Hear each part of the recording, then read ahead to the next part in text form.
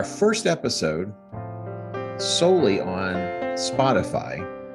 Maybe not solely, but certainly the first episode where we are now, I guess, legit podcasters. I had to search it for about an hour to find it. It wasn't listed under the old school. It was under my name. And so I went down the list. There are a lot of old schools out there. So officially, we need to change our name. Well, no, I only saw one podcast that said old school, and then everything else was some sort of derivative where they added to it or what have you. But I never saw another thing that said the old school. Well, so you could say that we are it. And we are the old school. This is Dr. Jim Bourgeois and Mr. Ross Miller talking about education and all manifestations therein. Coming to you live from our various offices, our intellectual centers of our various households. Would you agree? There's some intellectual work going on in both of them. I was about to do a cheap insult, but it's below me. I wouldn't do it. Yes. You have a good setup there, Herr Miller. I do have a good setup. Yes, I got Tuscan orange on the walls and smooth, warm colors. I got a nice collection of books, all of which I have actually read. Oh. But I do need to expand a little bit, though. So I was about to bring that up. You do. I need more books. The problem is I have a disagreement with my wife. Well, it's not really an agreement. It's more of an edict on her part that when one book comes in, another one goes. And I tell her that you just can't treat books that way. It's like, when one kid comes in, you get rid of the other. I mean, it's not to make too fine a point on it, but I would agree with you. I would agree with you on this one occasion. I tend to support your wife, but yes, keep the books because you come back to them. I mean, that's the idea, right? You read it and you read it again. Yes, with fresh mind, fresh eyes, fresh perspective, and you get something completely different from it. So that's the idea. So it is. So I don't know if we can connect that little that conversation about books with our topic today. Maybe we can, because we're curious people and we are readers, and we're going to continue to be readers. Exactly. But are we getting that in the schools? Probably, but not in the way that we'd like. Right. So where are we headed today? Why don't you take the lead, Herr Miller?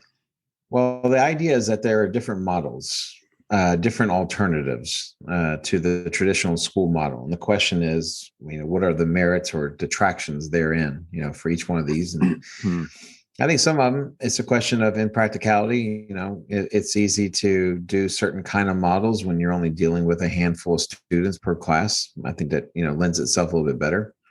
But if you're like me in a school that has over 3,100 students and you've got 28 to 35 students a class, there's practical considerations one has to consider, practical considerations to think upon when, suggesting what's workable and what's not workable, So one of the things that has kind of made some headway, particularly in the age of COVID, but actually has started out in various places before COVID, and that's the idea of outdoor education. Now, here's the idea. So you got a handful of school districts that have outdoor learning centers. And typically these are places that may be either rural or kind of on the cusp of rural hinterland regions. And so, but even then, the outdoor learning center is a place that's almost like a field trip. So you go there, you sign up for a time to go, and then you go through this, set program that the outdoor learning center has.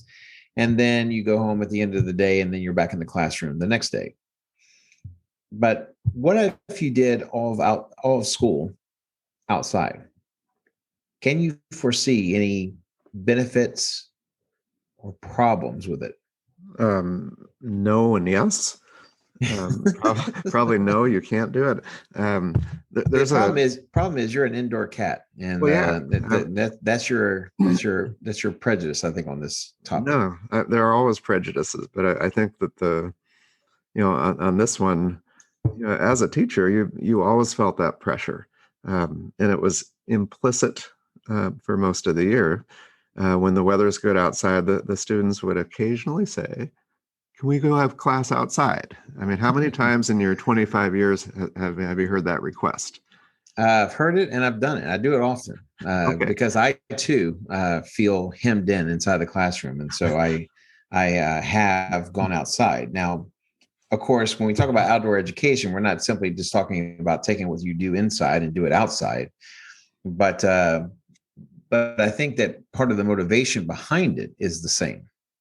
That there's something about us intellectually, spiritually, emotionally that connects with being outside much more so than when you're in a room surrounded by Reagan era painted white cinder block classrooms, for example.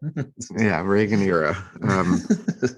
I mean, I did it a couple times, but I mean, you're talking about something a little bit more comprehensive. But I'd take some students out, the students outside, and it would be difficult to hear. I'd be talking, there'd be wind blowing, and kids would drift off a little bit.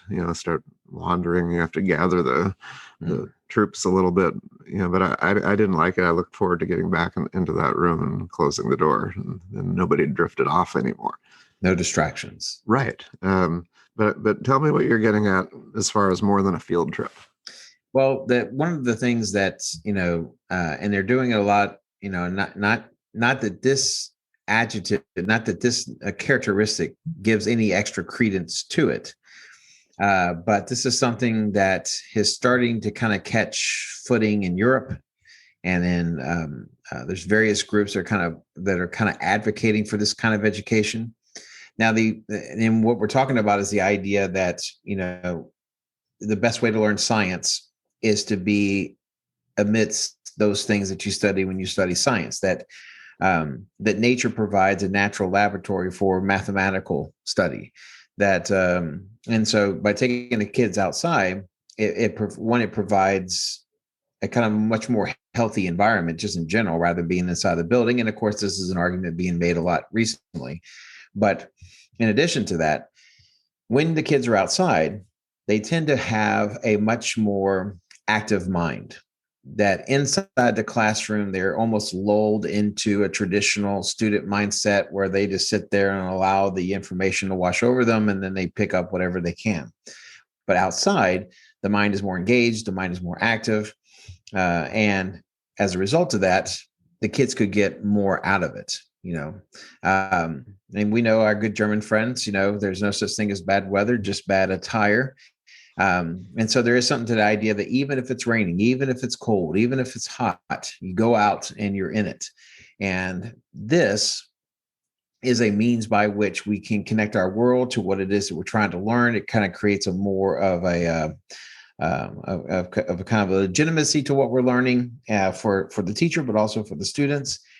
Now, the one detraction here is that everything I've seen on outdoor education has been primarily with elementary kids. And the question is this something that you think could actually work at a high school level? You being taken out of the equation, since clearly that's not your jam, as the kids say today, but could you do something like that? I don't know. I mean, here's an example. If there were, say, a forest right outside of the school for some reason. I mean, we're in Texas. We don't have forests.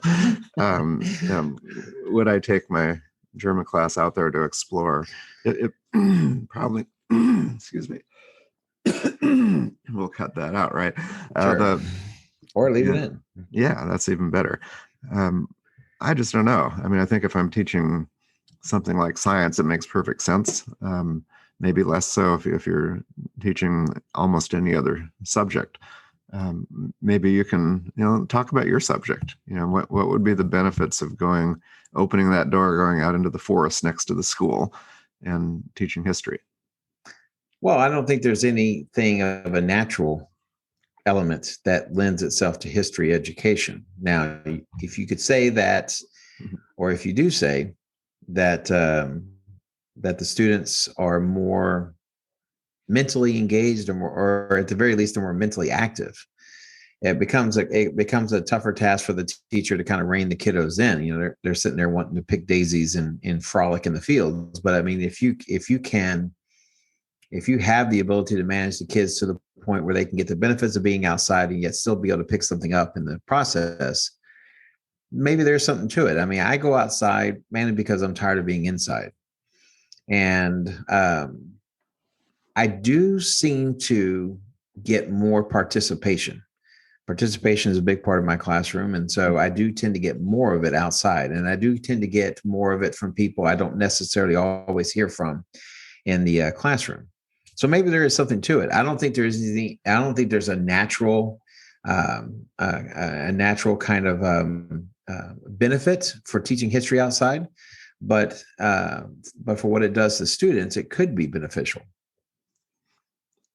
I could see, going back to elementary, the idea of recess is interesting. I think there's a bell and the kids run crazy because they're cooped up. Then they run back in and takes a while to settle everybody down and so forth, but it's probably a positive experience. There are schools that are actually set intentionally in nature, and they actually let students go out and explore. And so they're not supervised necessarily. And, to me, that would be beneficial. Where you and I are talking about a real controlled situation where we have our flock right with us. And at least that's what I'm envisioning. Sitting at our feet, sitting at the feet of the master, as it were. That's right. We picture the steps, in Greece with us, leading the discussion. But psychologists, and there's been some educational experts, including a couple that we're familiar with, the great, certainly well-known Finnish educator, Pisa Solberg, talks about the notion of play, and that play is a form by which we tend to learn a great deal as kids. Now, to my knowledge, neither him nor any of the other folks that I've listened to and read have made a connection or an attempt to connect outdoor education to high school, but I wonder if it does not have applications. Well, it's probably the idea of choice. We can talk a lot about Finland. One thing they avoid is the traditional model where kids are cooped up for 8 hours. I mean, they have a much shorter school day, and the free choice options are, I would expect, motivational for students. So I think that does lend itself to being, outside as well. Mm-hmm. Trying to think how the Finnish model would align with what you're talking about. I'm still hung up on the idea of a field trip, which right. Is pretty structured, and you get in a bus and go out. But so maybe flesh it out a little bit, how it could be more than a field trip. Well, I mean, I think for any attempt to try to implement any aspect of this, and this is the problem that a lot of times schools run into here in the United States. They see something work elsewhere and they think to themselves, we need to try that here. But they only try it either in isolation or they only try it in small doses, and they're looking for the same results when in actuality, what they're looking at is only a part of a larger contextualized kind of idea about how schools are run, and nothing works as it should in isolation. And so I think if you were to try it here, it would only be kind of like a one-off unless you create an entire school of that model.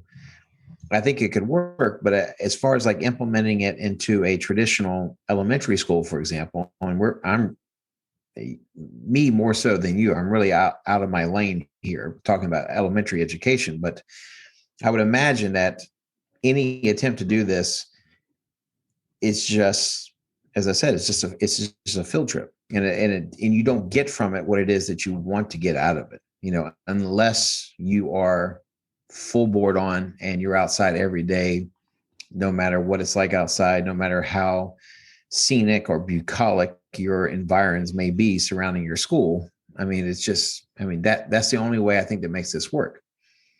To that point, another idea, and we've talked about this a lot, another alternative that people tend to think about when they think about alternatives to American schools is a school that does not have tests, at least not tests in the traditional sense.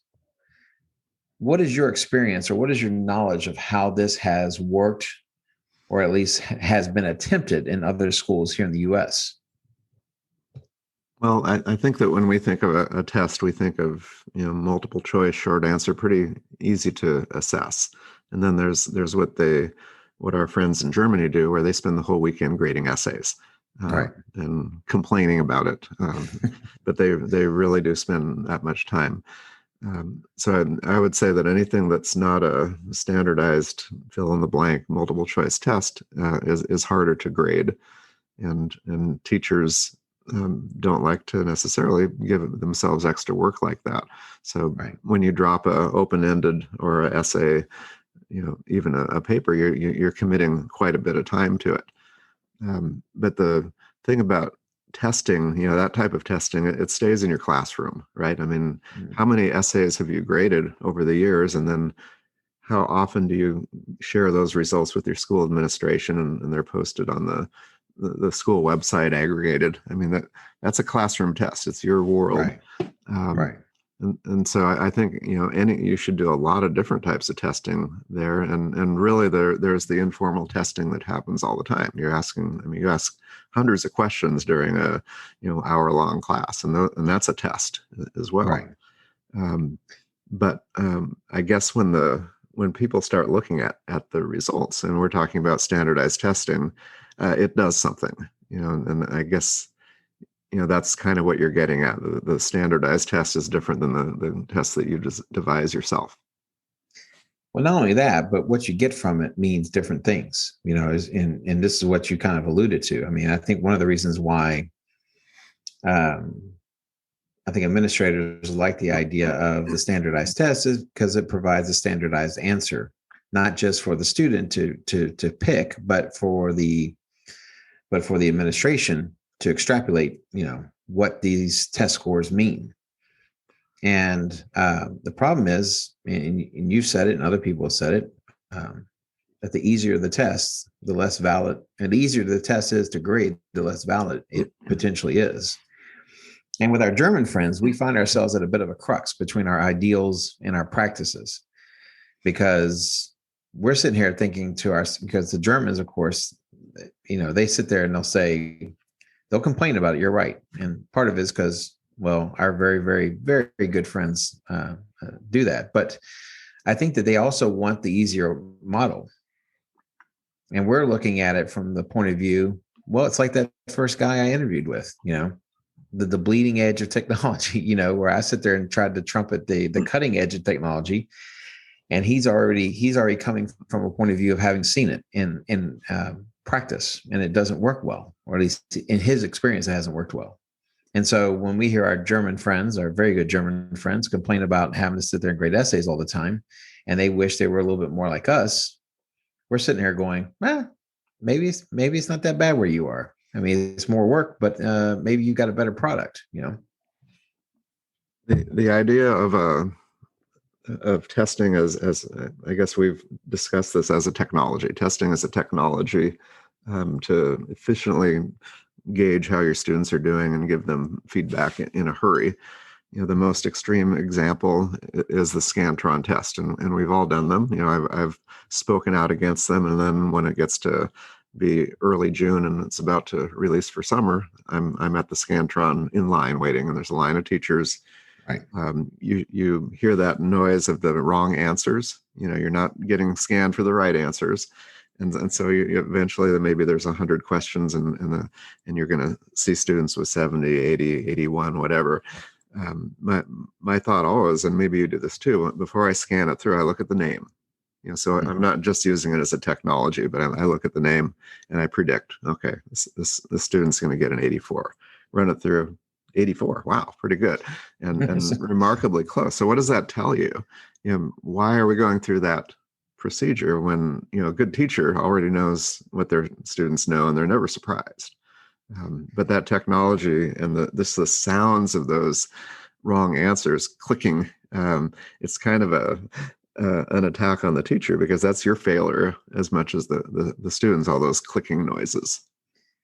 Well, Scantron machines have gone a long way. They don't make that clicking noise anymore, so you can wash your guilt away by not hearing the clicking. But they have the quiet, non-clicking version now. Yes, it's just, and you go about your day mentally unscarred and spiritually unscarred. Well, because there's a line of teachers behind you, and they give you the look. Wait a minute. Yeah. Now it's that guilt, that silent judgment from behind you is not there. So wow. Well, so what about that kind of testing? And then we can get onto the standardized testing, that is a little bit different. But the question is that what other kind of models are out there? What other suggestions as to how you do this? Now, you mentioned essay, but there are other ways that you could go about this. Well, if you want to get more inefficient than essays, the thing about an essay is that you have a group of students writing the essays at the same time, if it's a test. And then they're done, they hand it into you. And then you go home and sit at that nice desk you have and you correct them. It takes you 3, 4, 5 hours, and you come back and you give them a number, right? Yes. I mean, you probably write some feedback because you're generous about that, but maybe the students are more interested in that number at the front, and maybe the little smiley face if you give those, which you probably don't. But that's no it. Smiley faces. No smiley faces, but they're no faces.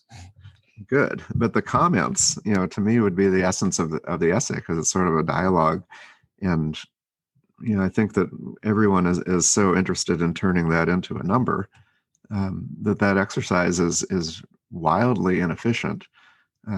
But if you want to take it a step further, a more inefficient type of assessment would be a conversation. Maybe imagine yourself at a desk, and you've done this before with a student or a group of students where they defend what they know, an oral test. Right. It's in real time, so it's a scheduling nightmare. I mean, your other students are sitting in the class while you're out, maybe in the hall or something, doing these conversations. So practically, it's really, really difficult to execute. But I would say philosophically, it's a better way, because you can ask follow-up questions. When someone writes an essay, they're putting their thoughts down, but you can't really question them. The dialogue is over, and the process ends when you write that number on the top of the test. What is interesting is that the idea of the conversation, yes, horribly impractical. Yet, there are various subjects and there are various teachers that do it. For example, some of our foreign language teachers at our school do kind of a model of this. And they do it in the form of, you're speaking the language, we're going to talk about this, be able to, and I know that there's also the notion of not necessarily prepared questions, but prepared ideas of what it is you're going to discuss. And, but there's two elements of the idea of the conversation. One is impractical to do, because I got a classroom of 25 or 28, 30 plus kiddos. It doesn't really, how do you find the time to have a conversation with every one of them? And then in addition to that, all the other classes that I have. From an administrative point of view, it's problematic because they can't defend it. Because the essence of a conversation is the understanding that the teacher is the expert in the room. Right. And so when a parent complains about something on the as far as like a conversation kind of assessment, the only thing they have, because they can't see the test, they can't see like a multiple choice, they can't see what the different options were, and so therefore the only thing they have to attack is the teacher's ability to adequately and professionally and competently assess whatever it is the kid knows or doesn't know. Okay, so you said it's not defendable, meaning it is the grade that you put in the grade book. Exactly. So the administrator who's now having a conversation with the parent he or she has no grounding to defend it, other than to say, well, that's a good teacher. The teacher knows what they're doing. If the teacher says that that's the grade, then that's the grade. That's not something you hear a lot nowadays. It's not something you see a lot. No, never. And maybe it's what you're getting at also is that it's pretty subjective. Yes. Grading an essay is too. You're not really defending that. I guess you're going on record with, maybe if you have a rubric, which I hate the word. I hate even saying it. Yes. but yeah, and grading something oral like that, what do you do if a parent complains? What can you do? Well, the only thing you can do is, and it sounds cocky and it sounds conceited, but you sit there and say, well, I know what I'm listening for because I know the subject. And so therefore, if a student is on or if the student is not on, I know. How do you explain that to a parent who does not have the education or the training in your particular field? I don't know how you explain that other than to say, I know. I know the difference between a kid who knows what they're talking about and a kid who doesn't. But that's very unsatisfactory. If you're a parent and you're trying to figure out why your kid just failed or didn't do as well as they wanted to do or thought they could do, that's small consolation for the parent who doesn't know where to proceed from there.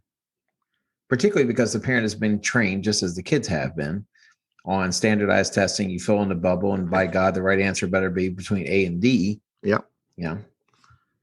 Well, let's picture that type of test from the student's point of view. I mean, you have some outgoing students who are happy to talk, and it's hard to stop them from talking. But others would find that terrifying. To be one-on-one, for example, in front of Herr Miller, defending their knowledge. I had some bad experiences in college. This was early before, I was actually an undergraduate in music, but I was taking some German courses a little bit above my head. So I became a German speaker much later when I was working on my master's and around Germans. That's when I learned to speak. But early on, it was a struggle. I've never talked to you about this, but you're in class and you can't totally understand, and you're kind of faking it a little bit. But this professor, was a German and very much old school. And at the end of the semester, you scheduled a time and you go into his office and sit down. And the conversation was in German, and he asked, and this was about intellectual history in Germany, so it's pretty high level stuff. And right. I didn't have the tools to answer, so he would ask a question, and I pretty much just sat there. And he asked, and then he said, "Nichts," which means nothing. And then he'd ask another question, and by the time I faked my way through a few, but it wasn't a great feeling. As you walk out down the stairs, right. You're thinking, what was that? And I'm a pretty good student, but I was blown away. I was not ready for that, and I kind of froze. So picture your students, some of them, how do they handle that? Well, you can imagine your feelings and then kind of multiply that with the feelings that a high school student might have, plus right. The natural insecurities of a person who's not fully developed yet, maybe not fully confident yet in whatever it is that they want to be able to do or want to be able to show. And so that's, but this is what you would get though. So if you said that, or if I said that I was going to do a test and that everybody had to individually come to my classroom and subject themselves to a 30-minute conversation on whatever history topic I choose to talk about, one of the things that the vice principal who gets the complaint from the parent, because they ain't talking to me, they don't call me, they're going to call the vice principal. Right. The thing that they will hear is, well, my student just isn't comfortable talking, and I was like, how's that possible? And did this, I remember talking to a parent early in my career. Well, my kid just she doesn't feel comfortable asking questions. I said, it's because she doesn't know anything. That's why that's why she's not comfortable asking questions, because you have to know something to ask a question. That's it's one of the paradoxes in learning, is the idea that to ask a question is not a sign of a lack of knowledge. It may be a sign of a lack of knowledge of a particular thing, but you have to have the knowledge to formulate the question. So you said that to a parent? You said you're basically saying your student's not smart enough to ask a question? No, I didn't say she wasn't smart enough. I said she was not prepared enough, because what it was she was not reading. She was not preparing herself for class. And so I was saying that the reason why your kid's not wanting to ask questions is because they don't know the questions to ask, because they have not prepared themselves appropriately. And so and this is part of the issue with, doing something like this, is that that's some of the feedback you'll get. Well, my student's not comfortable speaking, in front of the teacher. Well, and so what will happen is that the teacher will either be forced to overly, I don't know what the right word is, but to kind of, I didn't bring my thesaurus this time, but to extend a great deal of latitude to the kid who is not comfortable speaking in front of the teacher. And automatically, as soon as you do that, you might as well stop the assessment, because the assessment is not what it was intended to be. You might as well go back to the Scantron machine, because at that point, you're not getting a true authenticated answer from the kid. Well, along those lines, there's also the group assessment, and I know the application is typically project-based learning, or even when you do a project, and projects are challenging to create a good one, because typically you get the same product from every student, and also the same way to deliver the material. And that's considered a test sometimes. So the students create something, with all these steps. So they're really not creating anything. They're just following the steps that the teacher gives, unless it's a really good project. But then there you have them lined up there waiting to present their 2 or 3 slides in the PowerPoint. They don't take questions typically, or if they do, it's pretty awkward.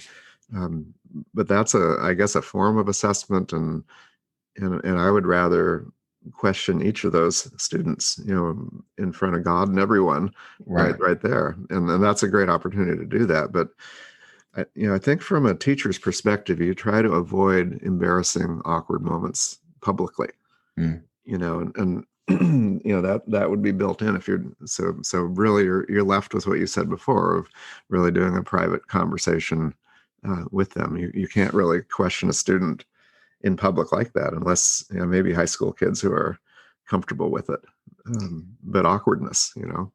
And it begs the question, because I think you and I were doing some research on something that we were writing, and we came across an article from somebody suggesting that Western education's fault is that they are unwilling to put the kids in embarrassing or particularly difficult situations, or we are more likely to bail our kids out by not letting them twist, as it were, in the wind if they don't know an answer. And the question is there something to the idea that we're doing our kids a disservice, and that some of the different models that are out there are based upon demanding more from the student and telling the student, you need to be prepared to put yourself in this rather difficult situation? That's kind of the tension. I think you identified it, and I think both of us have an idealistic side where we want students to be able to make choices and ruminate on material, and not be forced into a test maybe too soon when they're not ready. But on the other hand, we feel that being challenged is important, and putting a student on the spot. They certainly learn from it. If you try to avoid that, they're not going to be able to push through that. So there's somewhere in between there, might be the answer. But it's the problem I see is that schools don't, school leaders don't really encourage their teachers to get out of the box of here's your test every 6 weeks or something. And often these tests are devised by the district, and I don't know if you have district made assessments, but that slows everything down. You really can't be a creative tester when the other tests are coming from above.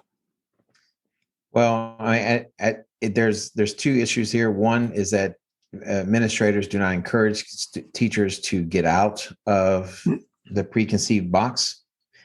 And even if there was a semblance of freedom given to the teachers would often put themselves in that box because they don't want to mess with whatever the consequences are, the issues are, with that kind of testing. So I think there's a lot of concerns about how you do things in this way, and so I don't know where I was going with that, but I mean, I think I'm not sure either. It sounded good in my head before I started, but then I realized shortly thereafter I wasn't making a lot of sense. So well, it's just like being in a classroom. Yeah, being in a classroom on the other side. Yes. Well, giving tests is a way for a teacher to have control. Mm. You know, I've observed a lot of classes since I left the classroom, and it's almost like the teacher is a lawyer up in front of them, and they're saying, "Now this is going to be on the test, and this is, and you need to be able to do this." But it's really specifically they're talking about the test, and I did a little count of how many times the teachers say the test, and it's a way to control students, and you know, particularly if you're not good at classroom management, you say one thing, you say, "I'm going to tell you all what's on the test." The notebooks come out maybe for the first time, and they're writing it down. And so we've created a bunch of lawyers and a bunch of test takers, but not necessarily students that that we envision being creative and following their interest. And that's the difficulty when they come into a classroom like mine, because they'll ask, is there like a guided, is there a guided reading form that we can fill out as we read? I said, no, just write notes. Do we concentrate on the vocabulary? It certainly wouldn't hurt to know what the vocabulary is, but the problem is that you lack a contextual understanding about the vocabulary. And so there's many different pressures from both students and from parents to give the kids some sort of heads up about what's going to be on the test. And I find it interesting to say no. So I don't have notes. I don't send out notes to my students, although some teachers do, and there's certainly nothing wrong with that. But the problem is that it does what rubrics do. You made a kind of a shot across the bow of rubrics earlier, but our issue with rubrics is that it limits the exploration. It limits the learning process. Right. Because then all the students have to do is know exactly what's on that rubric, and then they don't have to know anything beyond that, because the students are doing what adults do.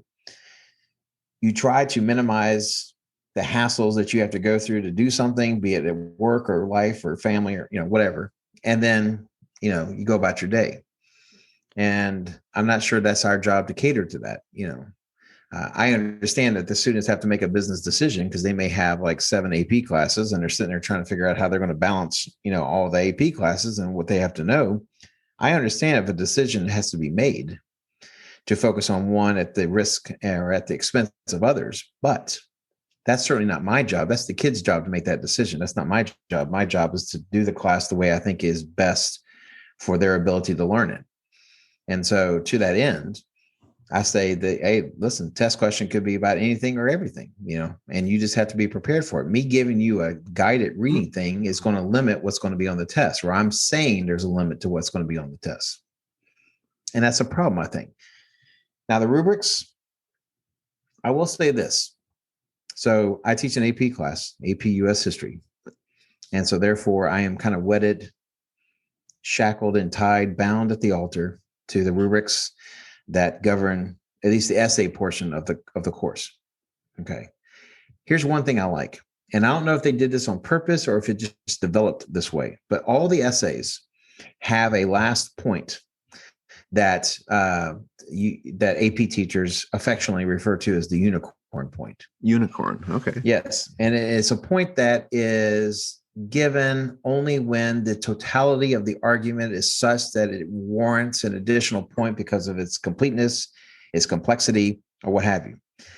And I think last year, I heard a statistic last year, or not last year, but the year before last, when we had a normal scenario, that less than 2% of all people who took the AP US History exam got the 7th point on the DBQ essay. Something like that. I mean, I could be wrong, and there could be people right now listening, the tens of listeners that we have could be screaming, saying that's not right. But there's nobody listening anyway. There's nobody. So we're doing this for ourselves. But it's something like less than 2% got that unicorn point. And I've always seen it, and I've always couched it to my students. You're going to either get that or you're not going to get it. You trying to game that. And this is the great thing about that last point. You can't game it. You either have it or you don't.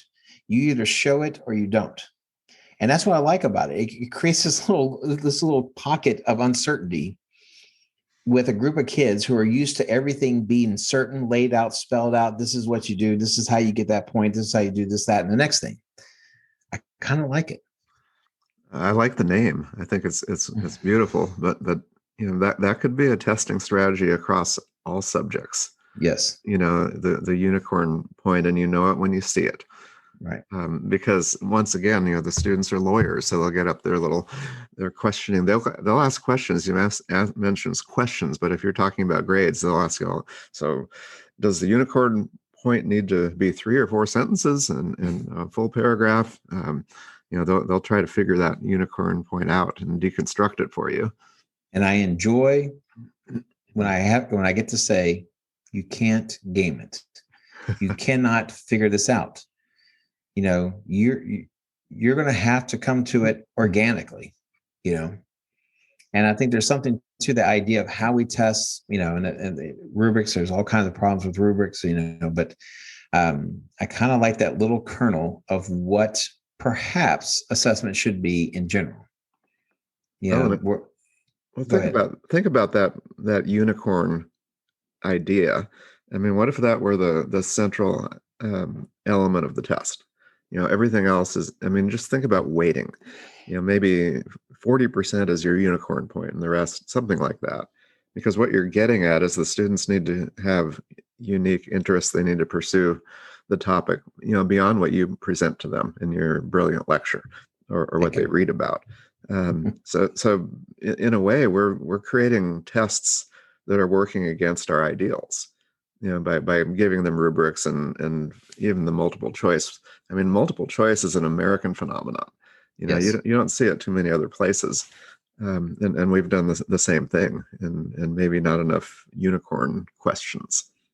Where I learned that multiple choice is an American thing is I remember asking a friend of mine, how do you say multiple choice test in German? he says, well, I don't know. We don't have them. I don't know. Right.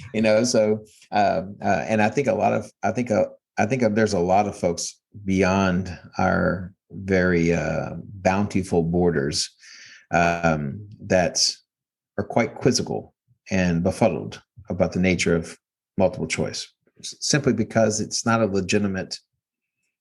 If you give the kid the answer and they recognize it, do they really know it, or are they just recognizing an answer? And so, and you stumbled upon something that I've had conversations with. I've had students beat themselves up 5 ways to Sunday trying to figure out how to get a good grade. And I said, it's not about finding the tips and strategies. If you approach the subject honestly, the grade decides itself. If you attack the subject the way you would attack anything that you're genuinely interested in knowing, the grade will decide itself. You don't have to worry about it. It creates, this lack of alternatives that we have in some ways for testing or assessment or just schooling in general. You end up having these conversations with kids and they can't see it. They don't understand it. Well, there's a context where students really don't even expect a grade. For example, after school athletics, say you're on a basketball team, they're working really hard for that. They care about that.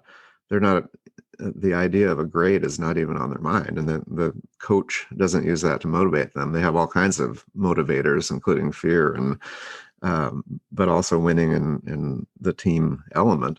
But nowhere in there is an assessment, of the individual. There's a natural assessment because you win or you lose a game, but there's something that happens when the students choose to do something, that they don't need an assessment.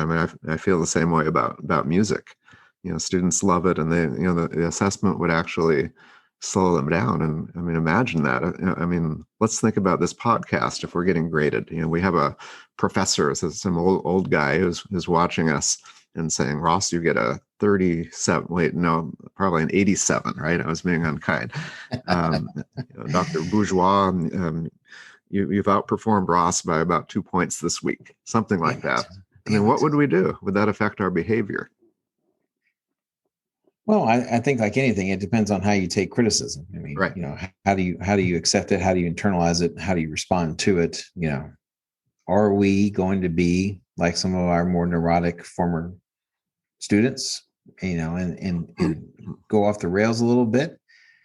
Are we going to be like Mr. Hart at the end of the film on the beach, taking his grade, making a paper airplane out of it, throwing it into the ocean? You're talking about the paper chase. The paper chase. I like that image. But we're not training students to be Mr. Hart in that movie. Right. We're training them that the grades matter, and that when they get to the dinner table and the dad asks or the mom asks, how are you doing in school, they'll give you numbers. Right. And maybe we've done some things that work against us in terms of assessment. Mm-hmm. There was a time, and again, we're dating ourselves, when you gave a grade, it was an A, B, C, D, or F, maybe a plus or a minus, but these are pretty broad categories that would include now 10 percentage points in there. But at some point, we went to the number, a scaled number, a continuous variable, right? And that fosters more attention to the actual number than just the category. So that's a simple thing that we've done that really hurt us, but also teaching students about the grade and their GPA, which is numerical. We're trying to turn knowledge of something into a number that even has decimal points. I mean, think about your class ranking and your top students. We're going down to the 100th. So what have we done? Because of our ability to do math, maybe, but these categories have gotten maybe too narrow, whereas that unicorn point, I just want to keep saying that, is really broad, and so we've gotten narrow in our assessment. We have looked into our soul, and the enemy is us. And we started this conversation by talking about, are there any kind of practical, workable, legitimate alternative models that we could perhaps embrace? And what we have determined is that it can happen. The problem is that it will always come down to whether it's practical or not. My issue is us pretending that because it's not practical, it's not legitimate. And because what we do is efficient, it's more legitimate. So it's almost like we're convincing ourselves that what we're doing is better, when in actuality, what we need to face is that what we do now is a compromise. And it's not a good kind of compromise. It is a compromise where we slowly become worse at what we profess to be able to do. And I know that from time to time you have to compromise, but at the same time, you also have to be honest with what the effects or what the long-term consequences of some kind of compromises can be. And that is, unfortunately, I fear that's what we're dealing with. And that unicorn point is few and far between. It's 1 point out of 7, or it's 1 point out of 6 with the regular essay that the students do. And so you could still get you can still get a passing grade, or you can still get the best without it. And you can almost see the kids do the mental math saying, well, I don't need that point if I do everything else that I'm supposed to do in accordance with the rubric. Right. But I like the idea of the fight, nevertheless. I like the idea of the uncertainty, nevertheless. Not wanting to get into these waters by introducing this term, but I'm even reluctant to bring it up just because it's so loaded. It's so loaded. But the thing is, the classroom should not be a safe space. Say that again. Your microphone beeped at the key moment. The classroom should not be a safe place or safe space. You probably need to defend that for a minute, because people are picturing wild violence in your classroom, and what they're picturing is kids who are in a place free of judgment and free of the consequences of judgment.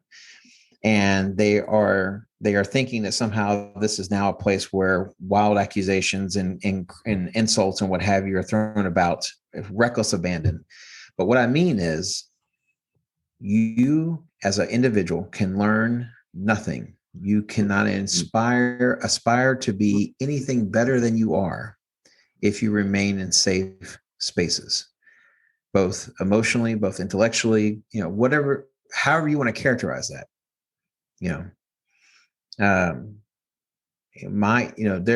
People have said, my wife has said that sometimes it is hard to get a rise out of me. And on a personal, kind of interpersonal sense, yes, it is. Now, I may get worked up about stuff, yes.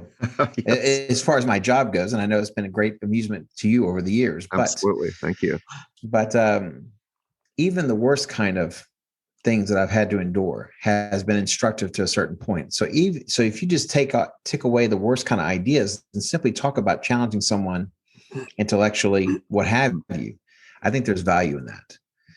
And we have to figure out a way to get to that point. We have to figure out a way to expand the unicorn point to where it is more of what a kid navigates in a high school classroom. As soon as we started, maybe it's when we started thinking of students as children. And I hate when people infantilizes our students by calling them children or what have you, because it's problematic. Because it's problematic of the approach that you take towards them. It's just problematic of a lot of things.